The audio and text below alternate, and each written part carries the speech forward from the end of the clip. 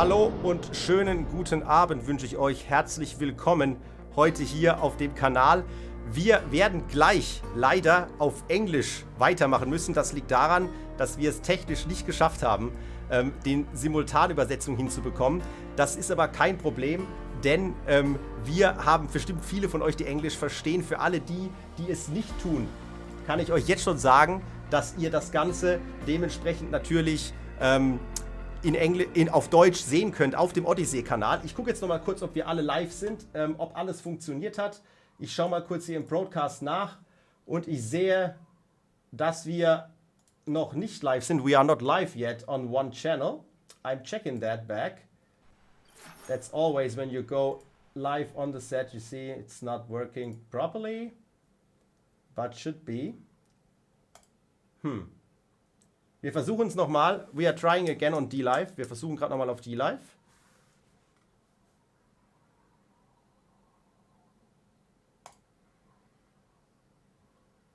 And check if it goes live here.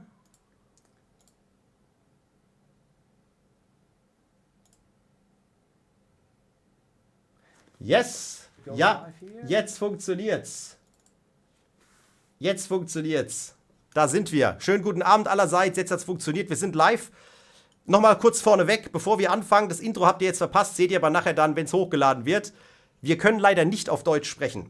Das liegt daran, dass wir die Simultanübersetzung nicht hinbekommen haben. Das werden wir fürs nächste Mal noch versuchen hinzubekommen. Das ist immer sehr schwierig, wenn der Übersetzer oder die Übersetzerin weiter weg ist. Das wäre nämlich die Naomi gewesen, die ihr alle kennt. Aber nichtsdestotrotz geht es auf Englisch weiter. Das heißt, für alle die es Englisch können, könnt ihr jetzt weiter dazuschauen. Wenn ihr es nicht könnt, dann werdet ihr danach direkt auf Odyssey, dem Kanal, das Ganze auch auf Deutsch sehen können, weil wir es direkt simultan übersetzen. Jetzt sage ich aber erstmal, good evening everybody, welcome to the channel, welcome to the show tonight. We have a very, very interesting guest today, and of course somebody you also know. It's a girl that you know from YouTube a lot. It's Naomi and of course Andrew Kaufman. Here they are, you can see them now. Good evening, you both. Hello, everybody. Good to see you. Thank you so much for inviting us. Yes, yeah, good to have you. Andrew, hello. Hi, Samuel. Thanks so much. And thank you to your audience for being patient with my English tonight. No problem, no problem. I'm sure they will understand.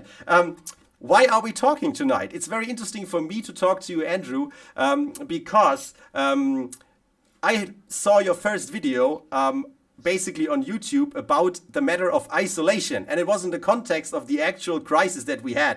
Can you tell the audience where you're coming from? Like, how long have you been a medical doctor?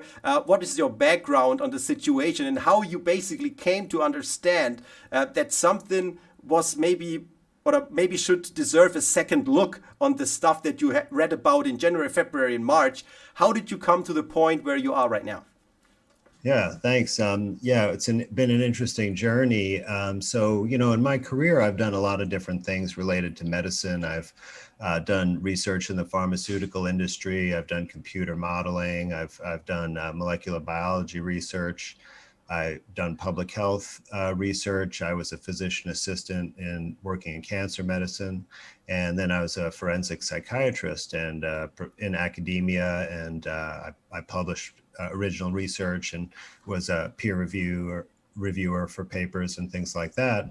And over the years, I came to understand the shortcomings of modern Western allopathic medicine. That in fact, I observed first, you know, from my own experience with my patients in response to psychiatric medications. And then later on, reviewing other areas of medicine, that there simply were poor outcomes. And in fact, one of the leading causes of death is medical care, according to scientific studies. So coming from that perspective, I started to back out of the medical system and study, you know, other forms of healing, natural medicine. And when the pandemic started occurring, you know, back in December, it kind of sent up some, I don't know, alert signals for me that something was special about this, because, you know, we've been through lots of announcements of various types of epidemics, right? You know, there's SARS, there's been MERS, Ebola, swine flu, bird flu, you name it. I mean, it keeps going on, right? And so these things come up every few years, and they generally never amount to much. They certainly have never known anyone who's been personally affected unless it was maybe by a vaccine like the swine flu vaccine. Sure. But so there seemed to be something different about this, because when I traveled last February to the West Coast of the United States, I noticed in the San Francisco airport, there were people wearing masks. They were traveling from Asia, like from China or Japan or someplace, overseas, because a lot of flights come into the US through the West Coast. So I just thought there's something different going on now, and I wanted to look into it. So I started looking at the scientific papers that were published about, this allegedly new virus causing an illness over in China. And that's really the first time I looked carefully at what are the scientific methods that they use to show or demonstrate a new virus. Like one, we're talking about discovering a new organism, or they call it an organism or a parasitic organism, right? That's never existed before, never been known to exist. So like imagine, if there was a new kind of frog that you discovered, Sure. right? Sure. Well, how would you know that you found it? I mean, you take it, you look at it, you examine it, and you discover that it's different from everything you know so far. Right. And if you go in all these like natural history museums where, people who discovered new species, like, that went to the Amazon rainforest for the first time, they of course took these specimens back, right? And they put them, they preserved them, and they could, look at them and study them because they had the actual organism. So I'm expecting to see in this paper that they would actually have a virus like that, that you could like pull out a drawer, in some archive somewhere, and then pull out a sample and look under the microscope and just see nothing but virus, right? Because, one thing they say about viruses is they're practically invisible because they're so small. You need the most powerful type of microscope that exists, called an electron microscope, to see it. And all of the tissue that you look at under an electron microscope has to be prepared in such a way that, it's far gone, like it's dead and frozen and saturated with chemicals and such. I see. But that's the only way you can see it, right? But when I read this paper, I realized that they didn't do any such thing. Like there was no drawer that you could pull out where they had this thing. In fact, they never had it at all.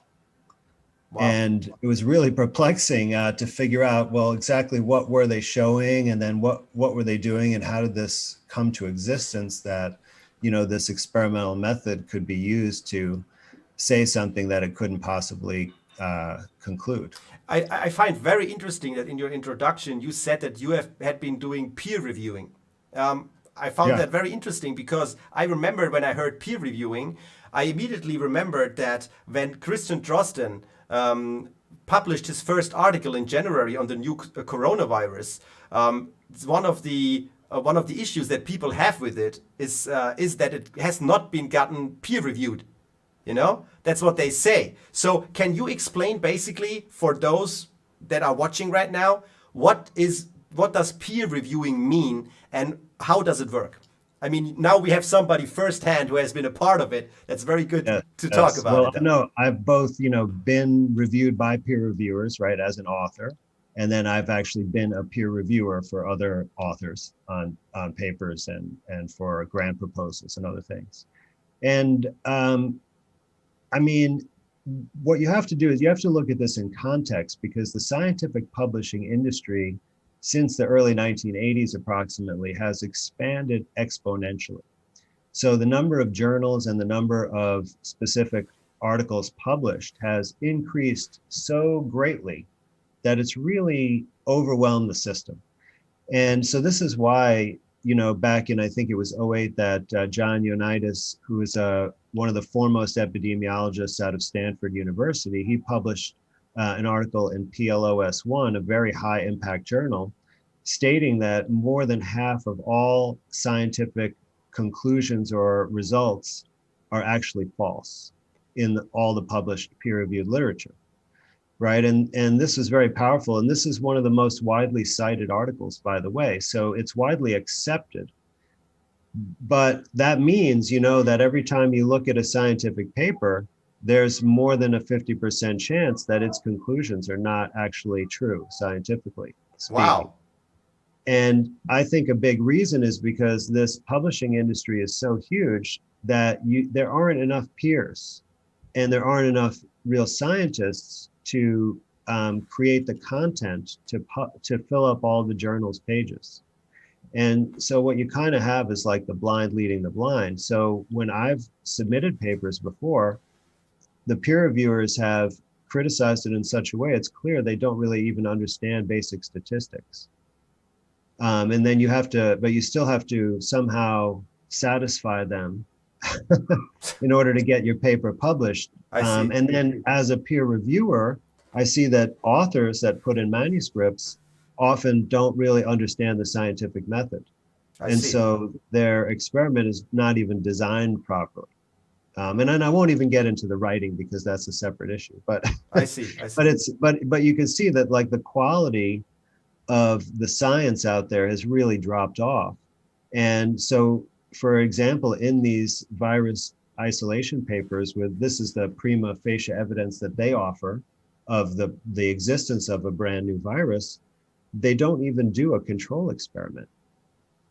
Yes. Right? That's insane. If you don't mind, I have a question as well.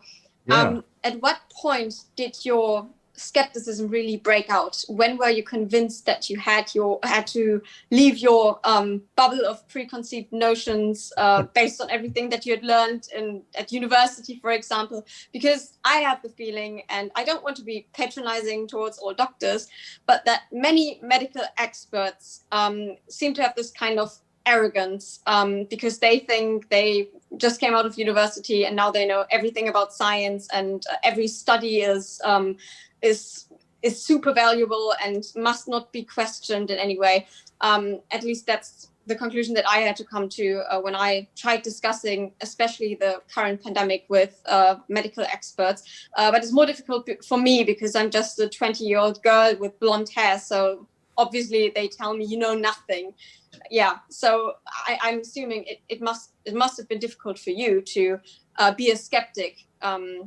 Because you probably had many people in your field who then were maybe questioned what you had to say and were not very nice towards you.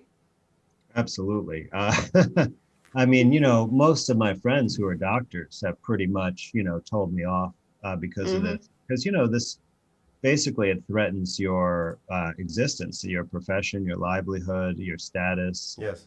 And, what you say about the arrogance, I mean, it's absolutely true. And partially it's because that's what it attracts, because it's a prestigious position, right? And that's part of our culture.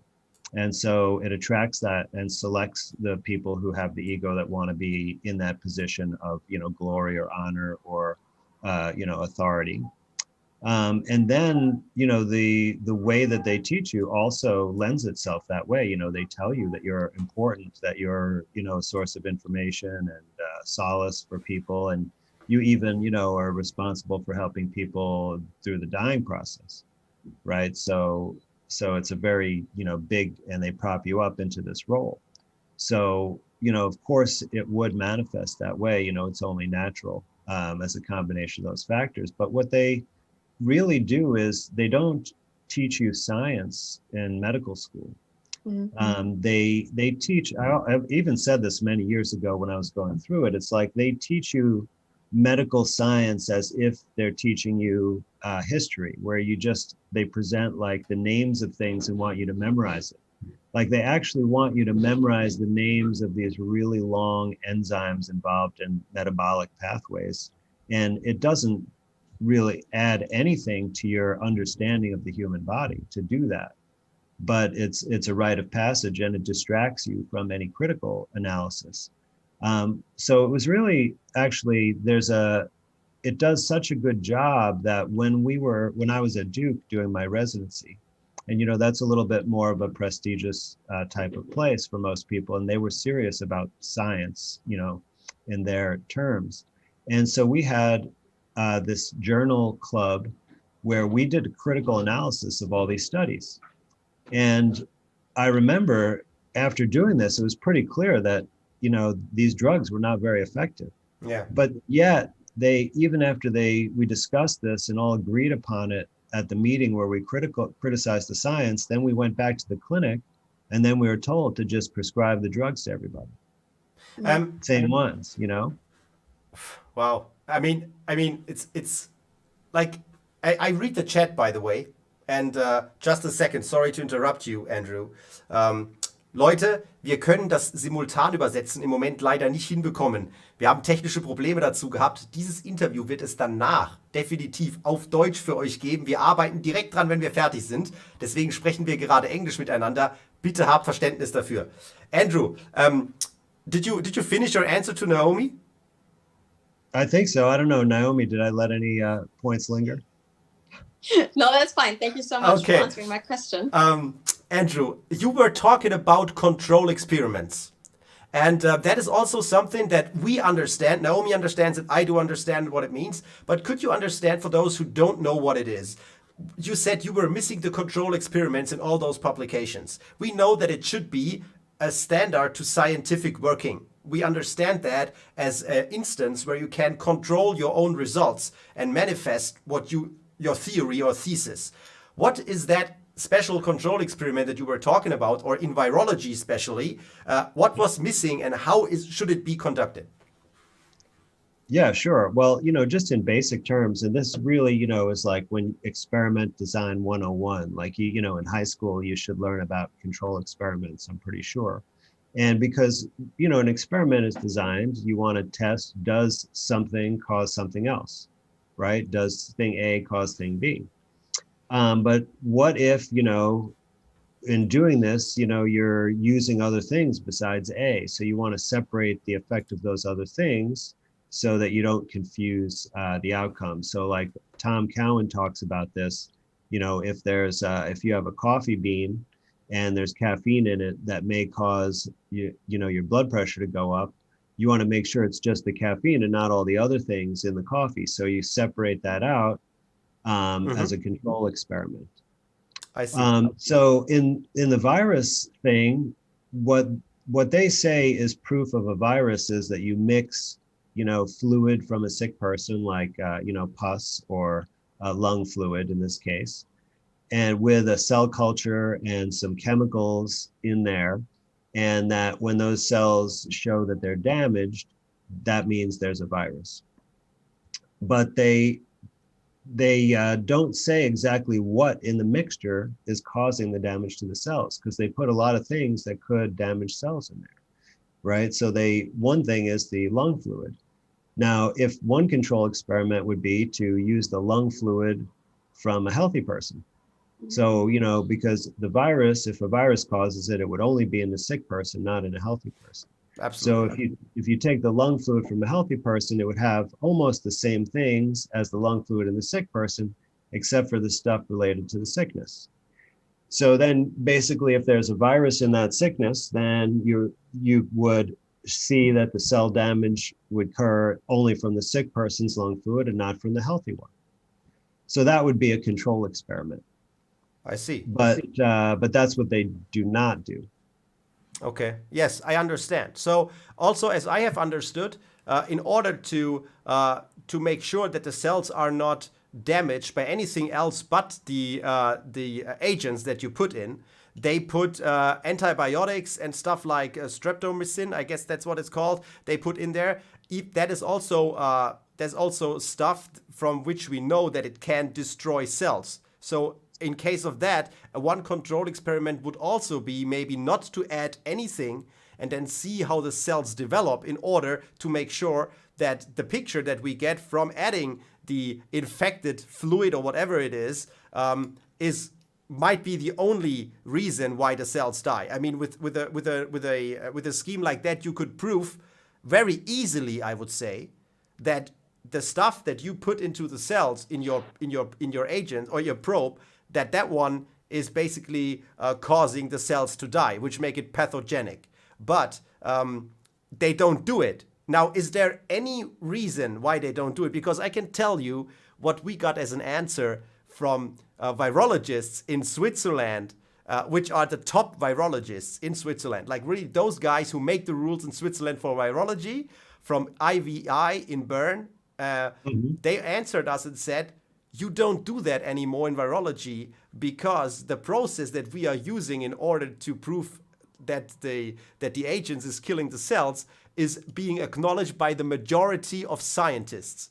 That was basically the answer that we got, why they don't do control experiments. Another one, So you mean why put the effort in if no one really cares anyway? Is that what they're saying? Yes, exactly. They also said you would not prove anything that is expensive to prove if the majority of scientists agree that the way you do it is right.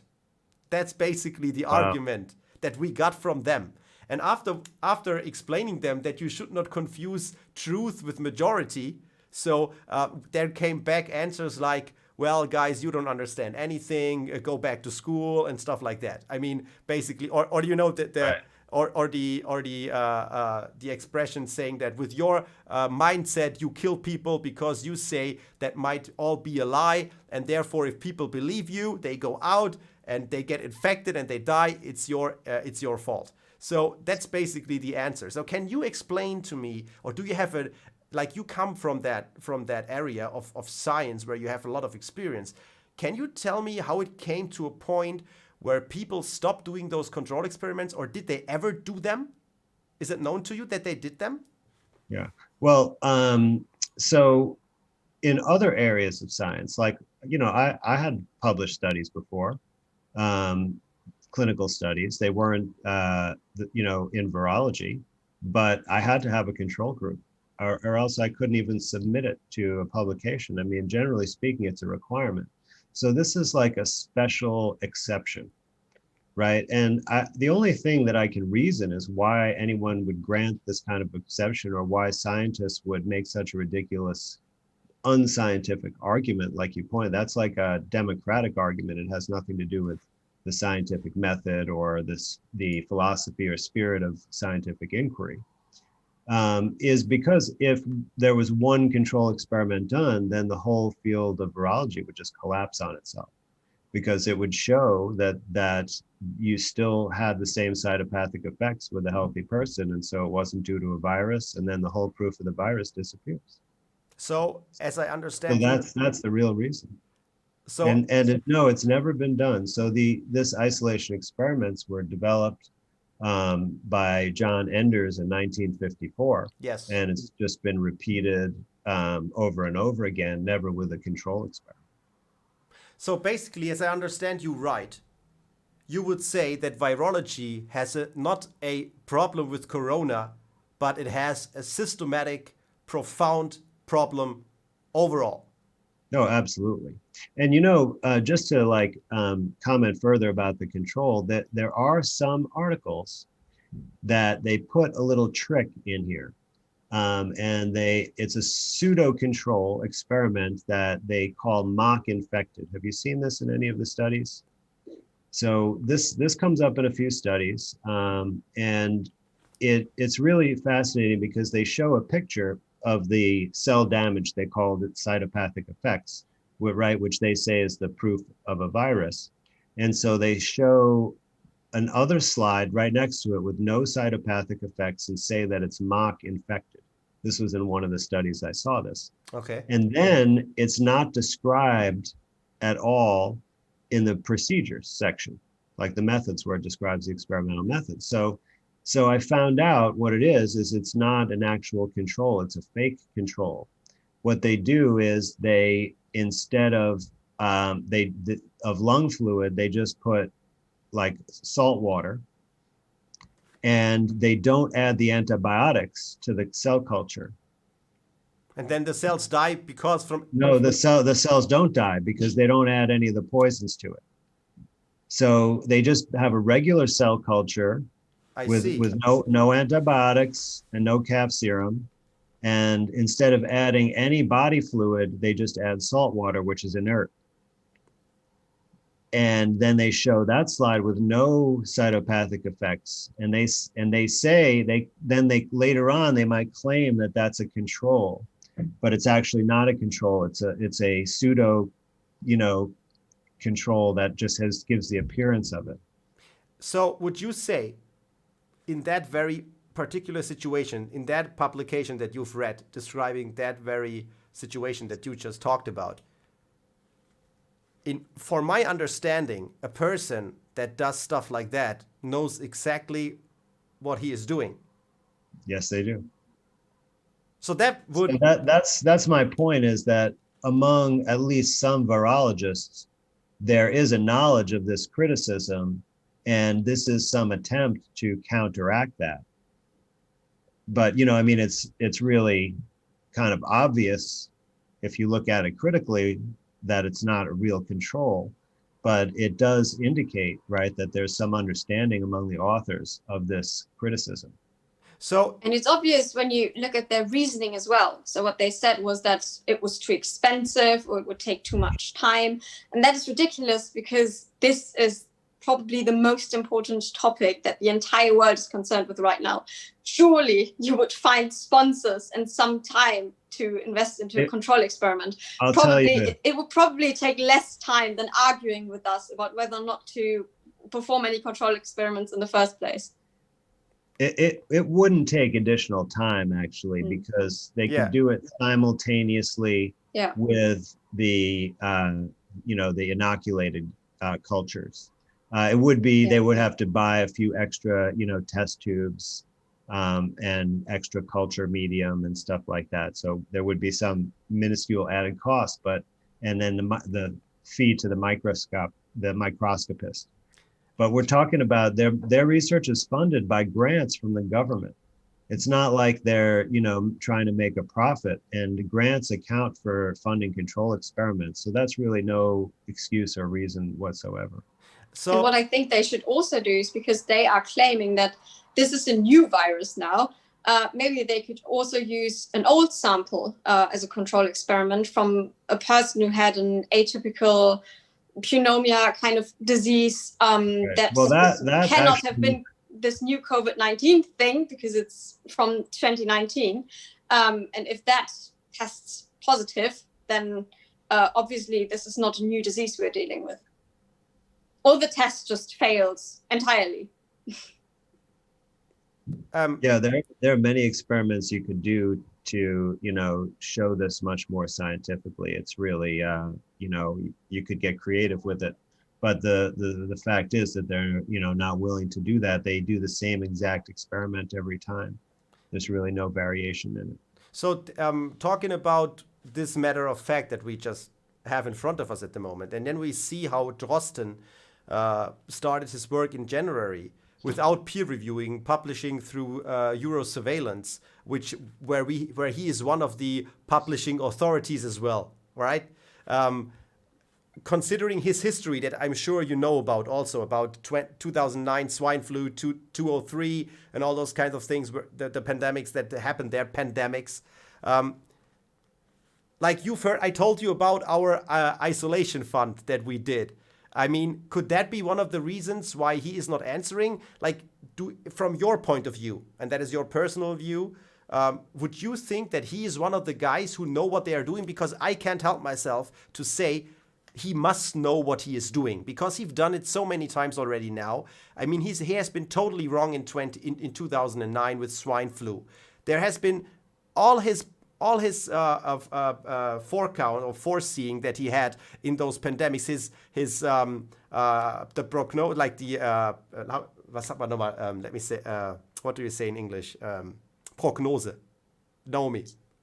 Yeah, prognosis. Prognosis, yes. Prediction. Predictions. Thank you. Prediction. That was the word. All his predictions that he had done didn't appear, didn't come up, like never happened.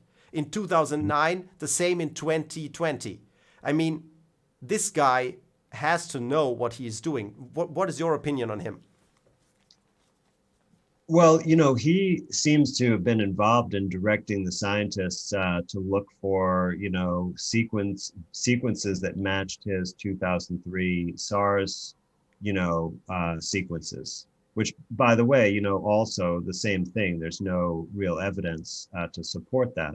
But they have all sorts of tricks to get these genetic sequences and make them appear like they come from a foreign organism, when really they're just something that you find in people. and they don't have a clear origin. All the sequences, they have many possible different origins, and he clearly knows how to exploit this PCR technique, which is really not something that is a diagnostic test by design. It's a manufacturing procedure to basically make genetic material. And it can so easily be manipulated because it's not any kind of test. It doesn't confirm the presence or absence of something, right? And so if you want to try to use it that way, you can easily exploit it to basically do whatever outcome you want. And so being aware of that, he put himself in a position to gain a lot of fame and fortune from propelling this kind of pandemic forward. So, it's hard to tell exactly what his real understanding is or motivations, but in terms of, challenging him to actually prove that there's, really something in a drawer, like I described it, where you can pull it out and it's the actual virus. And then you look at it under the microscope and you just see virus, and then you can pull out the RNA in one, in its intact form and sequence it and know exactly what the sequence is like. If you challenge him to do that, he can't do it because it doesn't exist. Does he know? Do you think he knows it? Well, it's hard to say. I haven't thought about this for a really long time, and it didn't take me long to get to the point where I realized it was the scientific truth. You could try to do other experiments. Like, it's not like you couldn't easily purify out a virus if it existed. Yes. Because when it comes to exosomes or bacteriophages, there are papers that give just 1 million ways to purify them out of body fluids or out of bacterial culture, right? So you just go through these methods, try, and they almost all of them involve centrifuges, but for this one, it'd be really easy because it has the ACE2 receptor. So you could actually make a special purification method based on that, like where it only takes out things that have that receptor out of a mixture. And you could very easily purify it on that basis. And they've actually used these techniques for exosomes. So they exist, it'd be really easy to do this. So why don't they do it? I mean, maybe not as easy as the experiments they're doing, which almost guarantee success, but it's not like there's plenty of other papers using these methods for exosomes and bacteriophages. So it's not like scientists aren't doing it. So if they could just simply do it for this virus, take the lung fluid, purify out the viral particles, and then show them. But so the only conclusion that you could really come to is as to why they don't do it is because they won't find anything, because there's nothing there. I see. So, of course, did you read about the new virus that is now happening in South England? The one that is 71% more infectious as the coronavirus. Did you read about it already? I only heard a rumor. I haven't actually read anything. Okay, yeah. They're already closing down all traffic to England, and we've had we are searching like crazy for any publications on that virus. We haven't found anything yet, but it's very interesting that the numbers about his contagiousness and stuff like that they're already out. Everybody knows 71%, and they say really? Yes, and they also say that the symptoms are milder, like lower, but it's more infectious. So that's what they said. Now, even milder or let's say lighter than with corona. What they say is corona. Andrew, another question that's coming up to my mind. Did you notice that flu is obviously is gone? Did you notice that? How is it in the United States? We have the flu statistics from the WHO here, and we compared the year 2019 to the year 2020, and in week 49 and 50 and 51 there should be around 12,000, 22,000 and 32,000 flu cases a week on average for Europe, and right now we are at 150. So flu is basically gone. It's deleted. It's terminated. Are you aware of that? Well, if you want to, label every illness as COVID-19, you have to get rid of something else to make room, right? Yeah, I mean, So, and this, I mean, really, this is exactly what is happening. And some prominent people like Dr. Birx, who was a White House, advisor on COVID, said, we have no more flu. Right. And it's, well, oh, how did that happen? So if you look at the numbers, and an economics professor from Johns Hopkins did an excellent analysis on there. Her name is Genevieve Briand. And she showed that basically during the peak of the deaths last spring, that each week you had a drop off in the leading causes of death, like heart disease, cancer, lung disease, things like that. And if you calculate the decrease in those other leading causes and add them all up, they equal almost the exact number as, guess what, COVID-19 oh, death. really? Yes. I wasn't expecting that. No, like irony off. Seriously, that's very interesting, because that's what I say too. If we look at the overall statistics of death cases in a country or worldwide or Europe or wherever you want to look at, and then we see what they say is the most deadly pandemic that we had ever since, or after the Spanish flu, which is another story to talk about, but not in this interview. I say, where are the deaths? Because I mean, they are not there. If you look upon if you take care, like if you watch also the economical growth of people of the people, and you put your death cases upon per 100,000, for example, that you put them into relation, and then you add them up and compare the years 2010 to 2020 all throughout each year, you will see that actually, for example, for Germany or for Sweden also, the years like the year 2020 is one of those with the lowest death rates in the last 11 years. If I remember right, on the target group of 70 to 79-year-old, it ranks on number 10 of the, like, going from high death rate to low death rate on number 10, and for the age group of 80 to 89-year-old, it ranks on number 10 as well in Sweden, right? And this was one of the countries who in the first place almost did not do anything, right? So thinking about that alone makes me wonder a lot. But I think it's very hard still to get it into people's heads. Now, I would like to ask you, you have a lot of, I guess, relations to people that work in science and that study those publications and work in hospitals and I don't know where. Are there some that know what's going on or have the same doubts as you do, but don't have the courage to come up with it? Or what is the, let's say, what is the mindset underneath the surface? Well, I used to work in those kind of places and have a lot of contacts like you described, but really I'm pretty isolated these days. I mean, most of those folks have, written me off in one way or the other.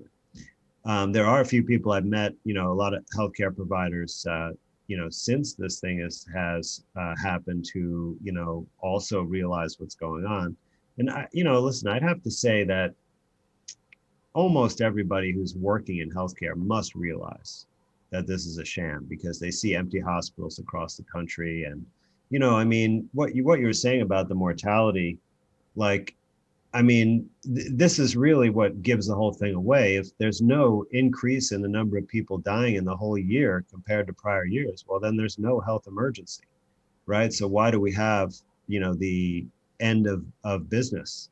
Why do we have the end of freedom when there's actually no emergency? Even if there was a new disease and let's say it caused people to not die of the flu and cancer and instead die of pneumonia, all right, well, that's not so bad. Yes. It's like still the same number of people dying. So you mentioned the 1918, so-called Spanish flu.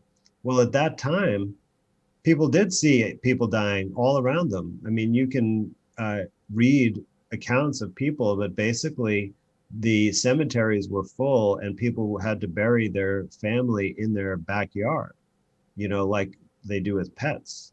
I mean, that we're not, if we didn't have TV and masks right now, no one would know that anything is different from any other year. Yes. You know, if you open up your eyes and look around you, and even like, you know, they say, oh, well, you know, Uncle Joe, who was 90, died of COVID, and, you know, that guy down the street who is old, or the guy with cancer died of COVID, you know, it's like, just forget about the COVID, just say those people died, you know, and it's like, okay, you know, every year we know about people who die, especially when they're old and especially when they have cancer. You know, it's not, that doesn't mean anything. Yes. You know what I mean? So people just aren't paying attention and trusting their own observations. And part of these policies is to keep us separate from each other so we can't, you know, sit and have these discussions and, hey, you realize that there's no one dying or sick? Why are they making us do all these things? You know, that if you just simply allow that people to get together, I think it'd be much easier to see some of this about what's going on. But with all the medical people, it's like they feel like, oh, geez, you know, they're paying me to be quiet.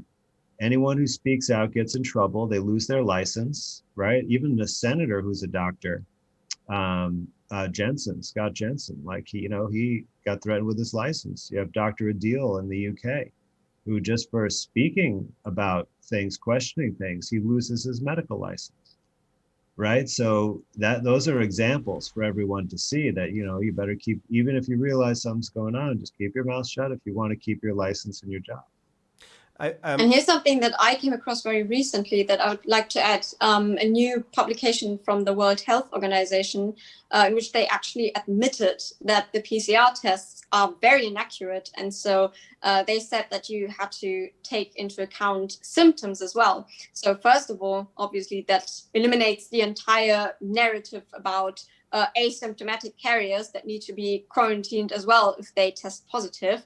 And secondly, if you need to take into account symptoms because the test apparently doesn't work, what are those symptoms? They are just generic flu symptoms. So couldn't it just be the flu if the test doesn't work?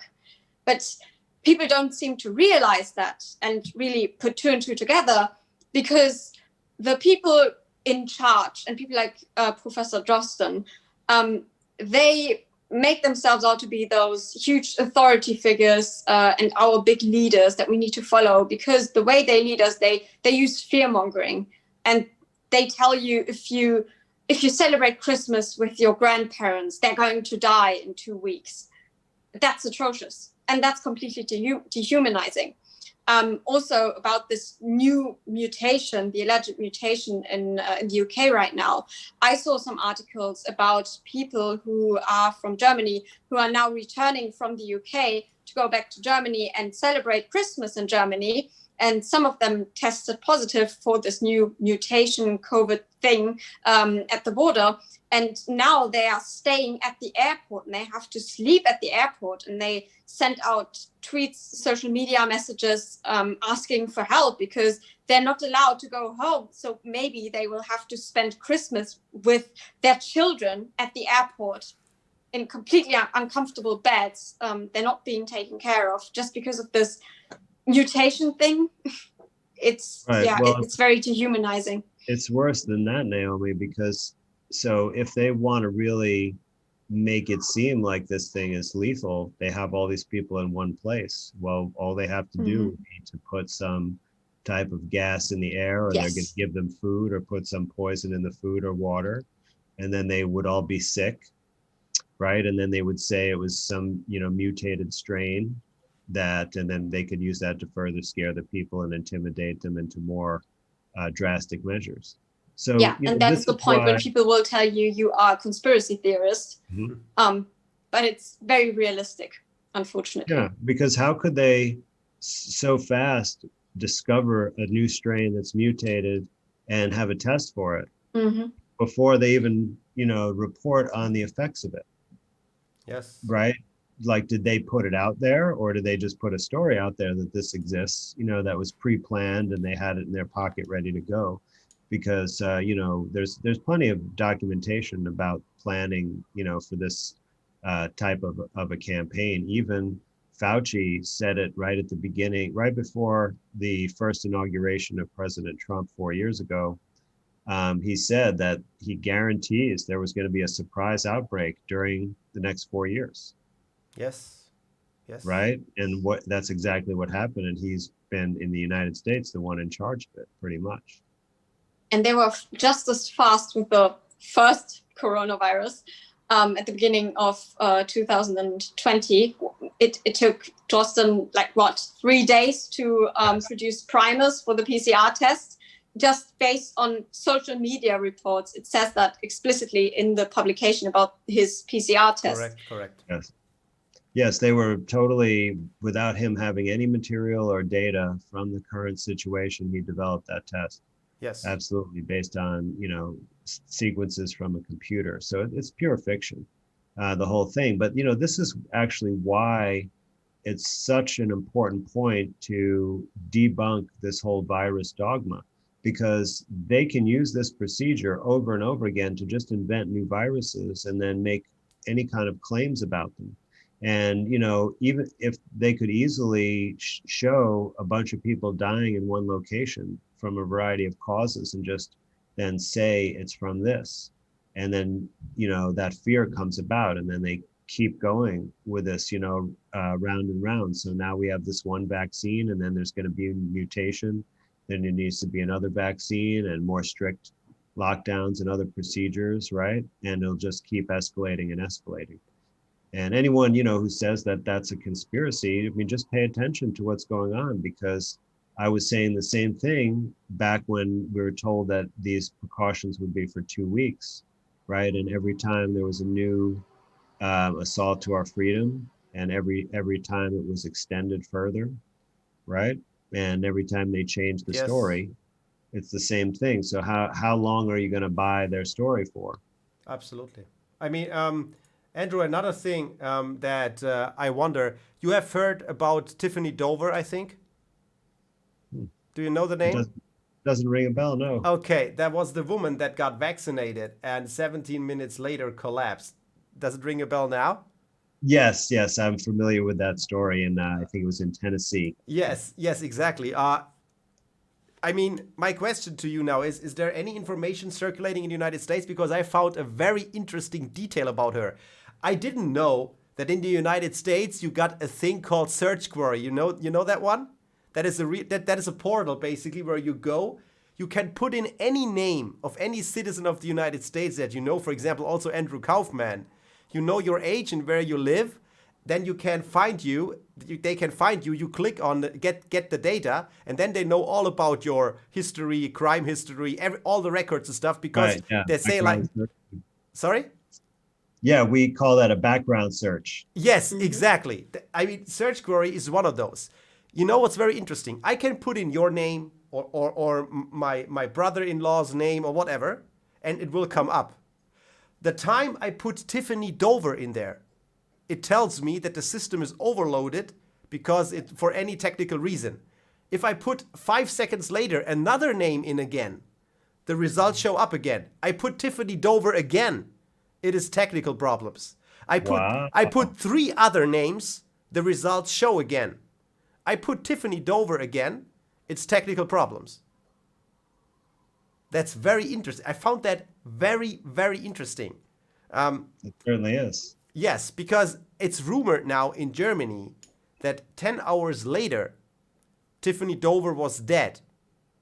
Since then, there is no Instagram post from her anymore. The hospital hasn't put her in front of a camera. I mean, what would have been easier than that? I mean, everybody's talking about she might have been dying or she died, and there's a vaccine now coming up that should be dangerous or not, or maybe it is or not. What's more difficult or more easy than putting her in front of a camera and saying, "Hi, I'm fine. Here I am. Don't worry about me. Right. It's good." I mean, yeah, well, that, you know, it was suspicious because I think that they tried to say that she faints a lot from pain or other things. right? But certainly if she was dead, then that was more than fainting. Yeah. But yeah, no, I mean, if that did happen, it would be great if it would be substantiated. But the truth is, we really already know that there are deaths that have been caused by the vaccine from the trials. Wow. So there were 2 deaths, and then we know that there have been several people with anaphylactic reactions, which is a life-threatening allergic reaction, who have been treated in the intensive care unit. So I think, you know, that's more than enough data to say that there's the potential of lethality from the vaccine. Yes. What are they going to do if it doesn't work, which obviously it's not going to work as a vaccine? They're just going to say those people who got the vaccine and then get COVID or the flu or whatever, again, they're just going to say this is a new mutation of COVID and we need a new vaccine. And then the same game is going to happen again. Well, you know, there's so many ways that they can change the narrative. Like, for example, if they just decide to change the testing protocol and do fewer amplification cycles, right? Well, then they could just decrease the number of cases. So if they want the vaccine to look successful, they can do that and then show fewer cases and say, look, it works, right? So, but if they, you know, people are still getting sick, or, you know, there's no change or anything they could point to, you know, they could have all kinds of explanations if things get worse, that, you know, there was a mutation, the vaccine no longer works, right? Or they're getting more data and they thought the vaccine was more effective and now it's less effective, so switch to the Moderna, and then now you got 2 shots of the Pfizer, and now you got to get 2 shots of Moderna also. Like, there's so many ways it could be manipulated and spun in the future that it's really hard for me to predict. But I think, you know, the result will be that it'll be harder and harder to say no to the vaccine, and then there'll be more and more vaccines that are required, especially for adults who previously didn't have any required. I see. Guys, we are already 55 minutes up already. I mean, time is flying. It's been a very interesting conversation. Andrew, if we manage, let's assume for a second. I mean, I've told you about the Drosten Isolate Fund, one of my most cherished children or projects at the moment. We have around $200,000 in the fund already now. If by any means Christian Drosten or anybody else would say, okay, let's get together and go for control experiments, go for an alignment, go for finding let's assume for a second that it would happen. Would you be on a team that would join us in order to check out what's going on, to confirm that everything is going correct? Would you work with it? Would you work with us on it? If we would invite you, of course. Yeah, well, no, I mean, if that opportunity would be, you know, something I would certainly jump at the chance to do. I mean, you know, you're saying that I could oversee the control experiments performed by Drosten. Yes. Yeah, that would certainly be a dream come true of sorts, although a strange dream. But yeah, I would even do that without charging for my time. Oh, that sounds very good. So then we would welcome you pretty much. So I will keep you all updated on that. I can tell you that already. I have talked recently on last Friday. I talked to one of the highest decorated physicians or medical doctors for public health, WHO for 20 or 30 years in Africa and stuff. And he told me that he is in very close contact with Drosten since 20 years. And he told me also that he would help me to approach him on this matter, because I know that he read about that. He's seen it on Twitter because he answered to our posts on the website and stuff like that. So if there's a chance that we get that done, or any adequate virologist at this level who would do those experiments with us, I would be very glad to have you on the team in order to get like let's say 5-6 people from our side together with the guys from the other side, and we would go and search into virology and see what's underneath and see what we can really prove and what we can't. You know, I'll tell you, like, you know, if I were a virologist, I would actually, you know, like this opportunity, because, you know, someone like me, now I don't purport to be any kind of leading expert. Like I'm just a guy who has done some science, and I can read an article and interpret it. And I try to, tell people what the science says about something. But I don't know all the answers, and I make mistakes, just as well. But I would think, the virologists or the mainstream seems to be a bit threatened by some of the things I say, because they go to great lengths to try to debunk me, even sometimes bring on mainstream scientists to debunk a claim that I make. So why not come to a forum? Like, let's have a public discussion, and let a university host it even. Like, you have the Maudsley debates at King's College in London, right? Like that would be a great type of forum. And, bring on 3 virologists who want to talk, and let's just have a discussion about, like, explain how these methods actually prove what you say they prove. And, we'll make some points and, see if we can illuminate the audience about it. I think if they really believe in what they do, they should, and we're totally, baseless, it should be easy to dismiss our claims. Absolutely. But that's something I would take very seriously. I wouldn't, go up there, with ad hominem attacks or changing the subject. I would just want to talk science. Absolutely. Absolutely. I mean, that's what I told Christian Drosten in reply to his tweet also, and said, look, it's not about bashing anybody or accusing. It's about, we have, like, this crisis is affecting everybody in the whole world. It's like, if you want it or not, this one is about life and death.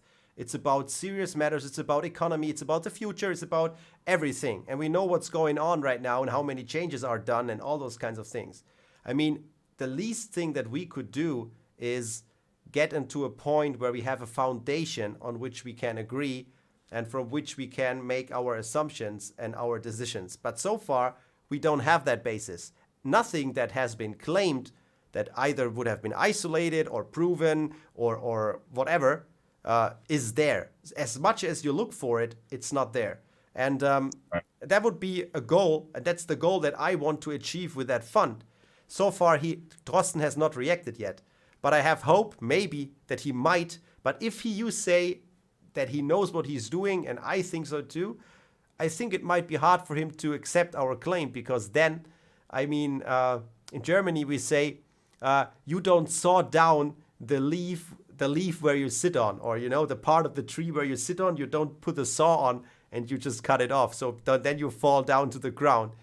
That's kind of a picture where I say that it might fit that situation pretty well. Don't underestimate yourself though, Andrew. Surely you are way more experienced and know way more, are way more of an expert than 90% of those pseudo virologists, whatever they claim to be, honestly. That most of them are book smart, maybe. Like you said before, that's the education system, unfortunately. They read their books, they read what's put in front of them, but they don't question the studies that they read and their advice. Hang on a second. I think my phone is ringing, collapsing right now. Okay, it's fine. But to our German followers, some of you might not know this, but Andrew is actually kind of a celebrity in overseas when it comes to this type of stuff, this virology skepticism. So you're really dealing with a celebrity here. That's good. I think so too, because well, that disqualifies me scientifically, doesn't it? Well, after German rules, if you are a virologist celebrity, you get the highest medals and honors of our Chancellor Merkel. As I can prove to you by looking at the history of Christian Drosten, he already has 2 Bundesverdienstkreuze, which is the highest ranking honor that you can get from the German state. And guess what? He got it just this year because he was communicating so well to everybody and explaining everything. So, wow. Yes, that's what he got, the Bundesverdienstkreuz. Yes. So he deserves the same praise as Governor Andrew Cuomo in my great state of New York. I'll tell you that. The same thing? Yes, the same praise. Yeah, you see, I think we might have similar problems overseas and here.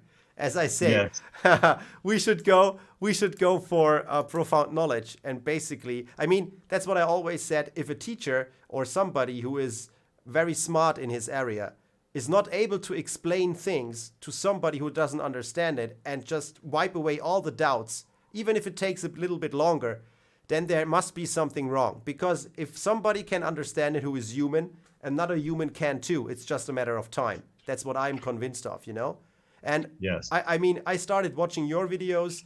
I start to read myself on things, on publications, how to get into them, how to understand them, see what is happening, get through the sections and all those kinds of things. And I might not be 100% at it yet, but I have understood where I have to look and what I have to look upon.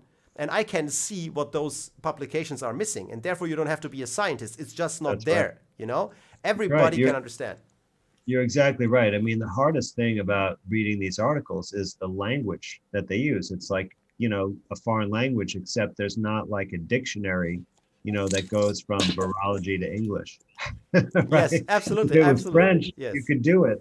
But you know, so you have to like figure out what they mean. And then even within the, you know, like it's not just like even other biologists can't easily read their papers. Yes. You know what I mean? Because they have their own ways of describing things, and even like what the isolation experiment is. It's like they say that, and other you know biologists read that, and they're like, "Oh, I don't really. You know, it's not isolation. I don't. You know, I'm just gonna kind of go read something else." And but once you get past that, it's just really like logic and reasoning. Like you know, everybody can use logic and reasoning, you know, right? Everybody knows that 2 + 2 = 4. And so if you just think about it from that approach, you'll be like, I don't get it. Yes, You know what? Okay, let me look at that again. They're saying what? absolutely. All right, that's and that's all you need. Because if you read a paper that's well done, like the Danish mask study, for example, and that study, you know, was refused publication by 3 different journals.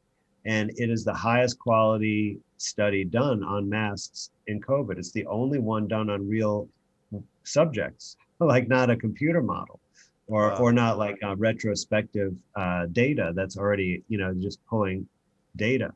So this is a real study, and it was by the book. Like it followed every step for this, like in it, the same exact method that was done in many other published studies for like the flu and colds.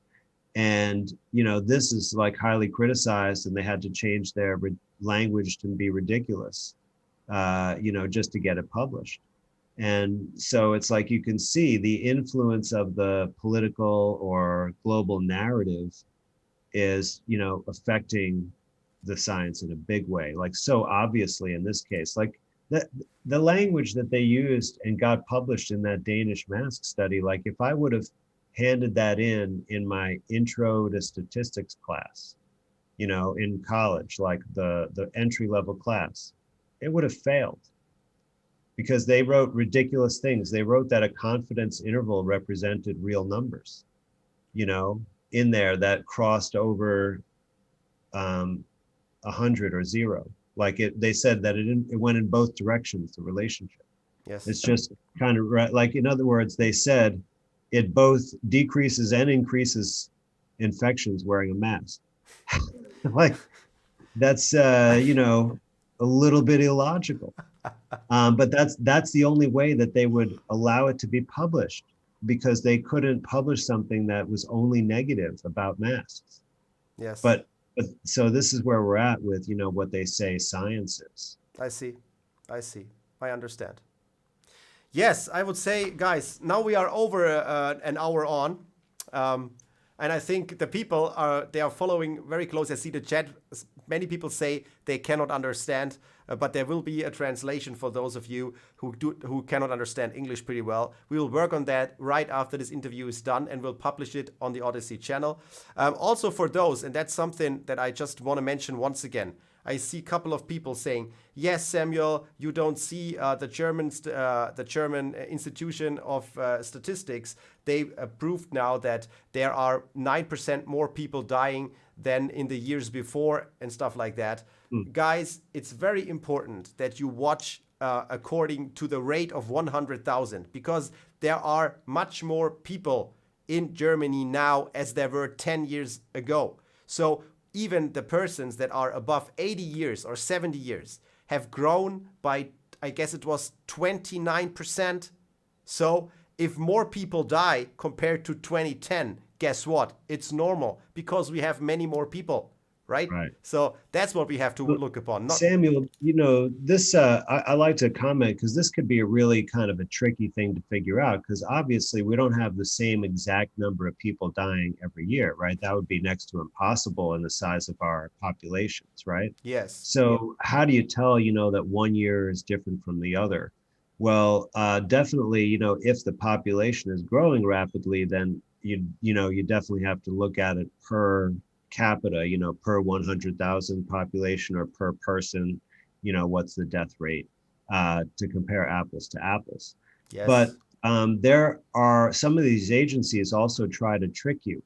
So like the CDC does this. They have a table which gives the mortality for 2020, and then they have a column in there that says percent of expected deaths. So in other words, if it's more than 100, then there's excess deaths.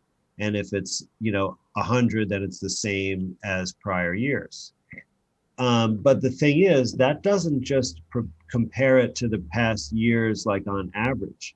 It's actually a statistical model. Yes. And so what they did is, you know, when you have a statistical model, that means you can tweak it. Okay, because you can put in the values for different variables or constants such that it changes the model, or you can include or exclude aspects to change the model. So what I've done is, and Genevieve Briand has done, and they criticized her based on this, by the way, but she looked at the actual data for the past years since 2014, and she saw that it's not different. And if you look at it on a graph, you can pretty much see that right away that, oh, everything is the same, nothing sticks out in terms of the total numbers. But when you compare it to this statistical model, they've tweaked it to make it look like there were fewer deaths in the past years. And so it keeps going above 100. And if you look at that number, you'll be fooled. But if you look at the total number and then just say compare it to 2018 in the US, you'll be like, oh, it's the same exact number of deaths. Yes. You know, so you know it's not really different. I'm very grateful also for 2018 because the year 2018, you have to see in Germany around on a normal day around 2,600 people die. In 2018, in the early year 2018, we had a couple of weeks in the beginning of the year where we had up to 1,000 more deaths per day over a period of 2 or 3 or 4 weeks, right? That is so high that even now, with a bigger population and anything that we had, also the spikes, we don't reach that, right? Right. And that makes it to me very interesting because I would say then, why didn't we do anything in 2018, right? When we had 1,000 like deaths on top of 2,600 normal, that would mean that we are running about 33, 35, 38% higher death rate per day or per week as we would usually expect, right? So I get your stuff with the models. I have to say, I guess one of the words in 2020 that I hate most is model and expected calculation, Right. because Yes. it's one of those things that Drosten is using in every second phrase. And everything that he expects or predicts or sees coming or models have shown or calculations have proven was leading us up to 1 million deaths in Germany. And in Austria, everybody would know anybody who would have died of COVID. I think we should come back to the sick person on the bed, go away from a laboratory medicine back to a practical one, see who has symptoms, talk about the peripheral reasons for it, not declare somebody sick because you have a PCR who says, I found maybe something that I don't know what it is, but it's there, and therefore he is a patient. You know what I mean? Yeah. And I think we would. I want to, if I may, like Sure. you were saying, you know, even during the 2013, like just to see how you could be really fooled by numbers. So, you know, that there were an extra 1,000 deaths a day for a period of several weeks, right? Yes. So at the time that that's happening, like, would you even notice that? Because I would bet in Germany, there's at least 1,000 hospitals, probably more, right? So yeah, I don't even know. in the whole nation, right? So that would only be one death in each hospital extra. That's not going to be noticeable by anyone. Yes. Right. So if that happened, you know, like unless you were collecting data for the whole country and then you saw a blip, you wouldn't even notice a change like that. Absolutely. Yeah, I mean, right. It's like but when you say, oh, 1,000 deaths a day, it sounds really extreme, but you don't realize how many people that's out of, you know, that it's out of 80 million people or 100 million people. Yes. Yes, absolutely. I get your point. Okay. I'd say if nobody has any more questions or anything to say, I would say thank you very, very much for the time, Andrew, for being with us, Naomi, for joining us. We will now work on the translation for everybody. I'm sure we'll stay in touch and we'll discuss further issues on the topic because I think we are running into some very interesting developments recently. But for today, I would say thanks a lot for joining, for sharing, for commenting and sharing your information and discoveries. I wish you still a great evening, Andrew, because yeah, you are approaching evening now. And Naomi, to you, a good night and thanks for joining the show today. Okay, guys, so ich gehe jetzt wieder auf Deutsch über, denn jetzt sind wir ja sozusagen mit dem Englischen raus. Vielen Dank, dass ihr zugeschaut habt, für alle die es nicht verstanden haben.